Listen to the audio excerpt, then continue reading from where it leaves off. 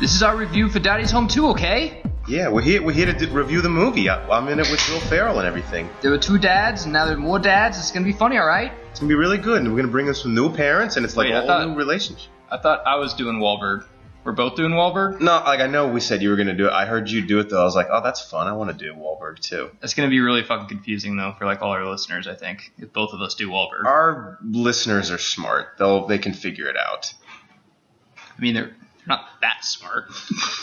Guess not. All right, guys. We are fresh out of the theater. We just saw Daddy's Home 2. We have huge dicks because we saw it a week and a half before anyone else.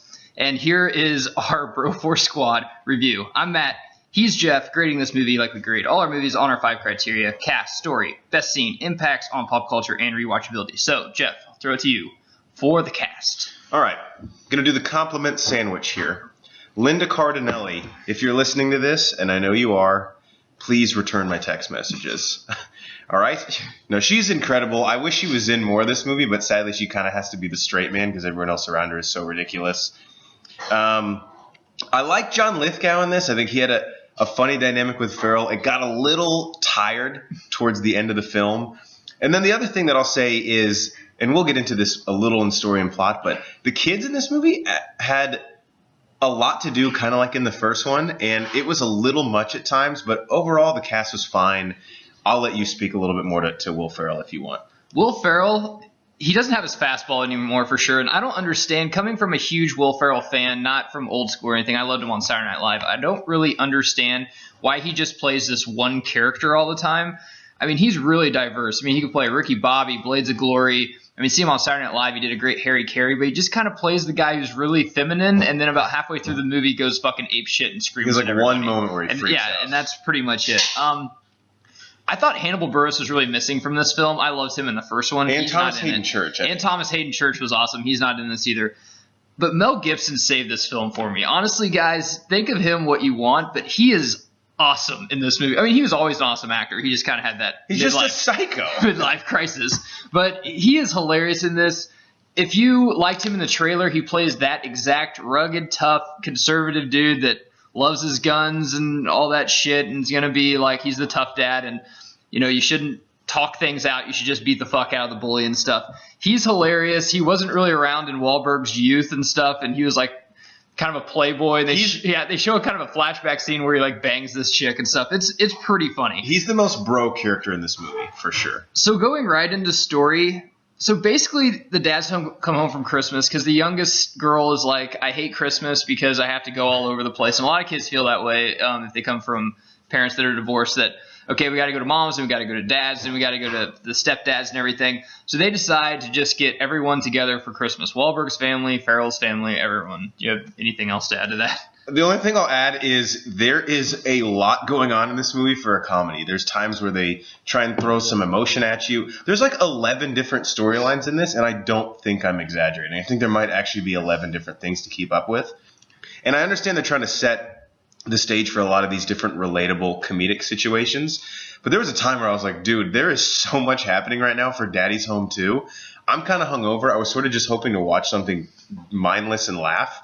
And there's sort of a lot happening with the characters, almost too much. No shit, when you see this, there may be more scene changes than Rogue One. I'm not even kidding either. And another thing, it felt like Grown Ups 2 to me. It felt a little rushed to theaters. It's better than Grown Ups 2. I laughed more. And not to spoil anything, but Lithgow kind of has a secret in this, and when it comes out, it's probably the most uncomfortable I've felt in a comedy probably ever. Yeah. I mean, I've felt uncomfortable like in Saw or something like that, but in a comedy, it's the most uncomfortable I've ever felt. It was really sad. It wasn't funny at all. So going right on to best scene, you can take it, because there is one scene in this that's actually the best scene. Guys, with every comedy, I think there's, whether it's good or bad, there's one scene where you're like, all right, we get why this movie was made. There was a scene in this movie about the politics and basically the war that ensues at a house over changing the thermostat in the middle of the night. That is so fucking relatable if you've ever had siblings or like relatives over. And I was laughing probably the hardest I was in the whole movie. Basically, Mark Wahlberg's stepdaughter wakes up in the middle of the night and constantly turns the thermostat really high up. And it basically causes this civil war among the family and this huge argument in the hallway. And it's one of the funniest and most relatable parts of this whole film for me. I know that was the very clear choice, so I took it from you. But what did you have for best scene? So my best scene, I'll tell you what I wanted and I didn't get. I didn't get a scene because we got a bunch of scenes of Wahlberg lifting and stuff in the first one. I want a scene of Wahlberg lifting and then John Cena going in there and being like, dude, when you're done, I'll use that to warm up. But we didn't get that. We barely get Cena in at all. I won't tell you how he comes in, but it actually really fits in the story. I didn't know how they were going to bring him in for a while, but it does really fit. There's a car scene where, once again, the scene changes. This isn't at their house. They go to this like log cabin out, but it's in a town. It's weird. They like rent a log cabin for Christmas. So they're driving there, and Wahlberg makes Mel Gibson go in the car with Lithgow and Farrell, and they're just playing a bunch of stupid ass games like the license plate game and like Slug Bug, and they played the quiet game for a second. They start laughing. He's like, I'm never good at that. I can't do it. And they're just fucking annoying Mel Gibson the whole time. That was probably, I would say, my best scene. I actually had to think about it for about 20 minutes after Jeff took that one because I'm like, man, I laughed some in this, but there wasn't a scene that really stood out to me. So impacts on pulp culture for Daddy's Home 2. What do you got? We're both probably going to say the same thing. This is a run-of-the-mill sequel that, it's fine. There's a lot worse movies out there. The thing for me is I know he's a psycho, guys, and I know everyone has their personal opinions about him, but Mel Gibson still has something to give to Hollywood, I think. Even if it's not behind the camera, maybe it's easier for people to see him on screen than it is to go pay for a movie that he's directing. If he cares still, he's still got some charisma and some charm when he was out there. I liked watching him again. I don't know if he's going to get more roles because, again, he really did fuck up. But he still has something left in the tank. And for Will Ferrell, look, we're kind of beating a dead horse here. But he's not moving the needle for me anymore. And it's kind of sad because we know he's an all-world talent, but he's basically done in my eyes. So I'll just jump off because those are the two I had. One with Gibson.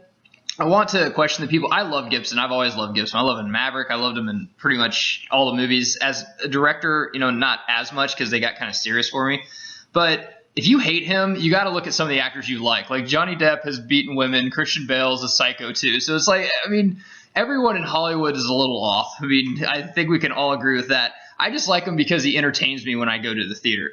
With Will Ferrell, I don't think he's done. I think he's done acting because every time he's in a movie, he sucks. But everyone else he gets in there, like Mel Gibson, I've never seen this side of Mel Gibson before, except maybe in Maverick, where he's just really funny and he made me laugh the entire time. Hannibal Buress, he did a great job. He makes Wahlberg really funny too. Yeah. I don't think Wahlberg would have been in Ted if he wasn't in the other guys before Will Ferrell kind of developed him. And I think behind the screen, he's the guy that can't really play anymore, but he can coach. Like American Vandal, he had a hand in that. Him and Adam McKay just running movies and having Ferrell maybe just in for a scene, where he just drops in. I would be game for that, but no more of him starring in movies. He's lost his fastball, and it's just we've seen it all before, and he's not doing anything new. Yeah, none of us like to watch the star who we saw when he was in his prime play when he shouldn't be out there. He's like Tiger Woods, man. He'll give you a 40-foot putt, but he's going to hurt his back like on hole 8 and quit. And get pulled over by the police. Rewatchability for me, I like the first one way better because it was just way more simpler. Like, we were hungover when we saw this, so take that in consideration. It was 11 a.m. on a Saturday, and we drank a ton Friday night. But for this, I just thought it was a comedy. I'll go in there. I'll laugh for a while. I was on the edge of my seat the whole time just being like, dude, there are about 80 million storylines going on. I felt like a Marvel fan in a DC movie almost, just be like, dude, this is too much. We need to slow down a little bit. What do you have for it? Rewatchability for me, guys, this is the one thing we always like to tell you in the Bro Force Squad reviews. If you're looking for a movie to go out and see with your boys during the holidays, it's going to be raunchy and funny. This is not it.